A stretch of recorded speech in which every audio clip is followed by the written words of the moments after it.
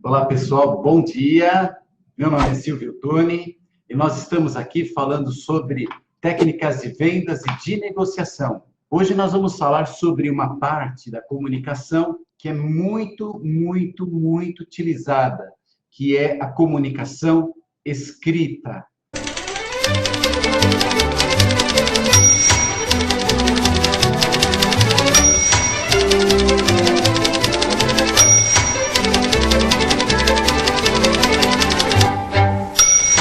Então, nós vamos falar sobre esse meio de vendas, esse meio de comunicação, que sim, pode ser melhorado, pode ser qualificado, e quanto mais qualificado ele for, mais chance de sucesso, mais fechamento nós teremos. O que acontece antes de nós mandarmos uma comunicação por escrito? Normalmente, nós obtemos algumas informações do cliente, como, por exemplo, no nosso caso de planos de saúde, qual é o plano que ele tem, ou qual é o hospital que ele gostaria, porque todas essas informações, elas vão depois balizar na entrevista a negociação. Então, nós obtemos normalmente informações que antecedem o envio de uma cotação. Porém, normalmente as cotações elas são trabalhosas. Até nós sabemos que hoje em dia, com a evolução da tecnologia, cada vez vai se tornando mais difícil a comunicação escrita, o escrever, passar para o papel ou para um e-mail aquilo que eu penso, aquilo que eu gostaria de transmitir. E até para facilitar a nossa vida, foram criados modelos que servem para algumas pessoas. Então, existem os modelos escritos, como, por exemplo, o painel do corretor, o simulador online. Eles propõem uma forma de apresentar uma cotação que é muito cômoda. É possível, inclusive, preparar uma cotação desse tipo em menos de 3 minutos. É possível você colocar junto num texto todos os hospitais, preços, carências, diferenciais, etc. Sabe, gente, um dia eu peguei uma cotação dessas, que nós utilizamos muito no setor de plano de saúde, ela tinha sido impressa. Ela foi impressa e foi usada para levar para o cliente. E o cliente não comprou também, né? 42 páginas. 42 páginas com letras miúdas. Pergunto a você, se coloca no lugar do cliente, quem tem condições de receber um serviço desses, um material desses e tomar uma decisão? É impossível, gente. O que foi que o cliente falou e o que ele pediu provavelmente está naquele meio de informações. Mas aquilo está apresentado de uma maneira tão inadequada que o cliente não consegue achar. Parece bolsa de mulher, né? Mulher carrega alicate, caneta, cola prite, grampeador, bigorna. Quando vai procurar uma coisa que precisa, ela não acha.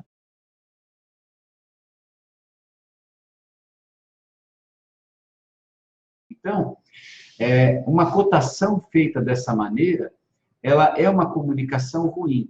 Vamos falar, então, como melhorar essa comunicação para que nós possamos fazer vendas em cima dela.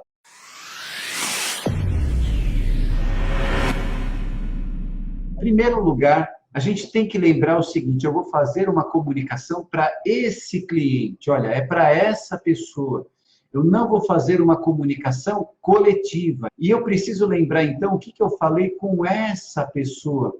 Porque na cotação eu preciso evidenciar, logo de cara, o que foi importante para que o cliente aceitasse receber aquela comunicação. Ela é semelhante a uma redação. Ela tem uma introdução, um desenvolvimento, com 3 tópicos e a conclusão.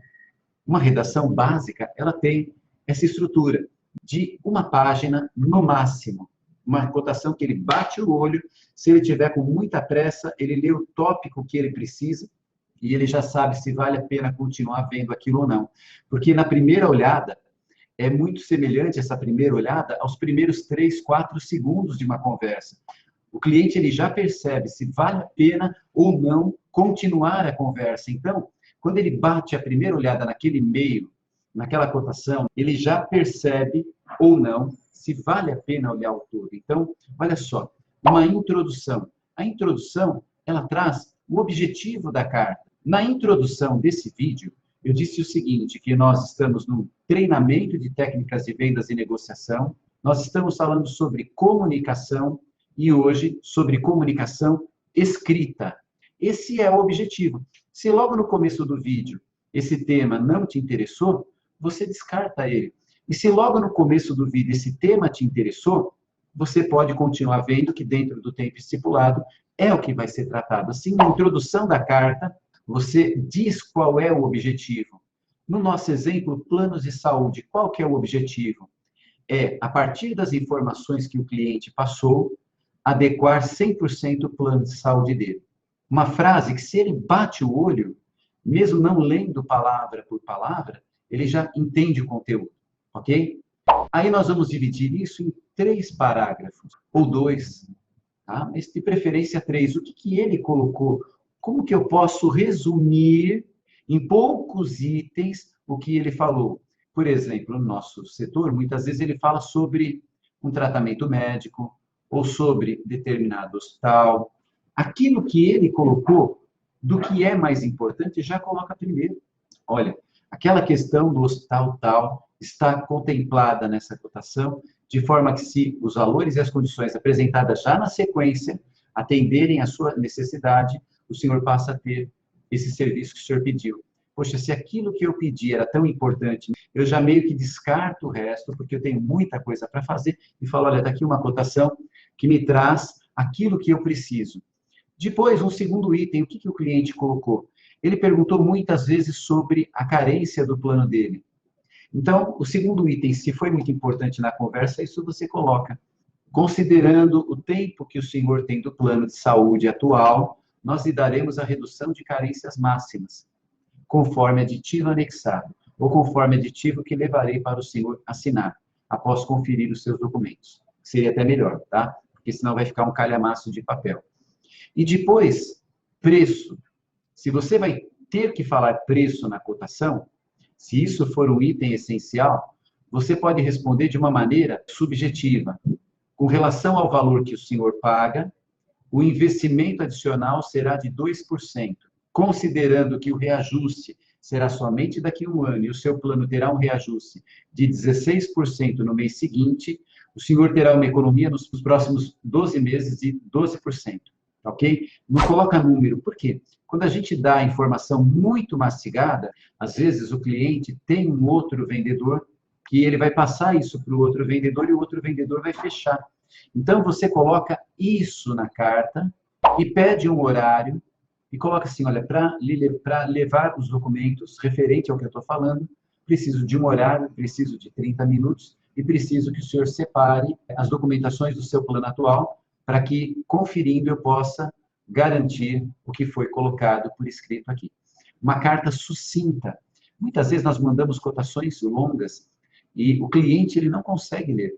E aquele cliente que lê, pelo menos na nossa área, dificilmente ele vai compreender. Olha só, quanto tempo você já trabalha com plano de saúde? Você já entendeu tudo? Quantas vezes você é surpreendido com um assunto novo que está no contrato, que está nas regras, que até já foi falado, mas ele ainda é tido como novo, ele ainda não foi interpretado. Imagine, então, para o cliente, como que é receber um monte de papel com uma série de terminologias que ele nem entende o que é. Um encerramento propondo a entrevista de vendas, propondo aquele momento do encontro e você coloca o seu nome. Por exemplo, eu não vou colocar José, Silvio, Tony, Júnior, eu coloco Silvio, porque isso dá um ar de proximidade, que isso traz um ambiente mais desinformal, isso ajuda. Bom, algumas dicas, tá ok?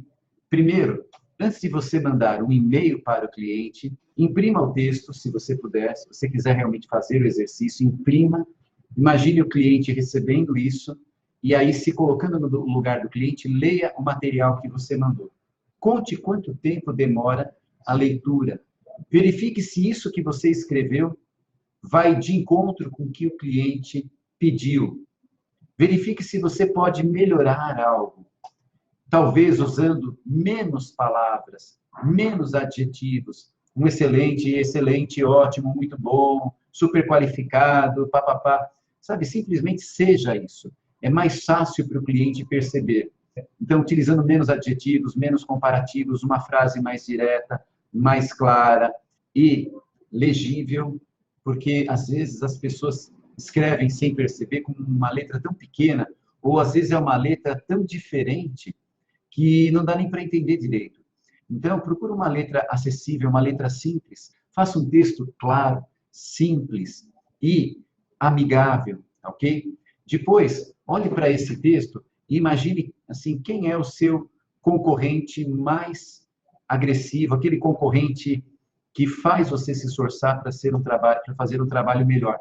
Se esse seu concorrente fosse mandar o mesmo e-mail para esse cliente, como será que ele escreveria o e-mail? Como será que ele mandaria a cotação? Se fosse o vendedor campeão da sua equipe, como que ele mandaria essa cotação? Então, procura olhar melhor essa carta, esse e-mail. E se você quiser uma sugestão para quem está disposto realmente a ir um pouquinho mais longe, pegue esse texto e peça para uma pessoa que é sincera, que realmente gosta de você, peça para essa pessoa ler, criticar. Fala para ela assim, olha, o seu fulano, o seu Alves, é um cliente que me falou isso, isso e isso. Eu fiz o estudo, preparei as cotações, mas eu preparei esse e-mail para encaminhar para ele para a marcação da visita. Dá uma olhadinha, vê se está bom.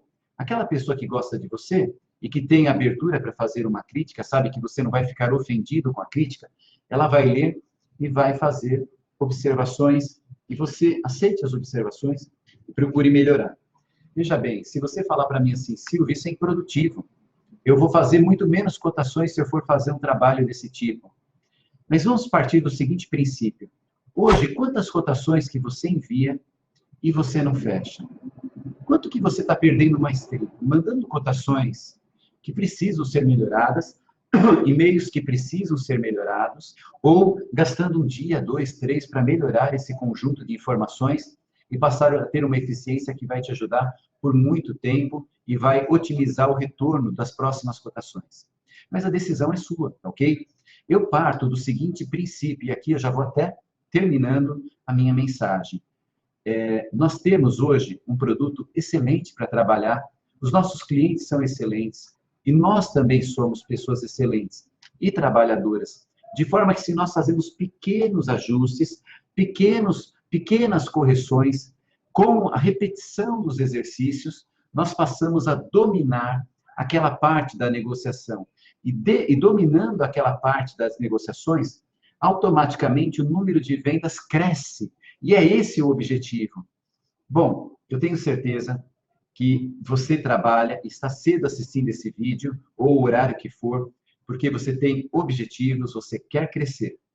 Eu também tenho certeza que por trás de você tem pessoas que dependem de você, pessoas que esperam que você tenha sucesso, e eu tenho certeza que se você acolher esse treinamento de hoje, as suas vendas vão melhorar, você vai vender mais ainda, e você vai preparar uma próxima geração com mais condições, uma empresa com mais resultado, e sinceramente é isso que me motiva.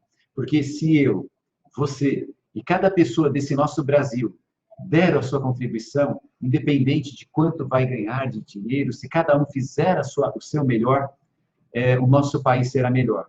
Para mim, pessoalmente, só o fato de eu estudar para poder fazer essa apresentação, eu já trabalho antes do processo de vendas, até porque as minhas relações também são vendas.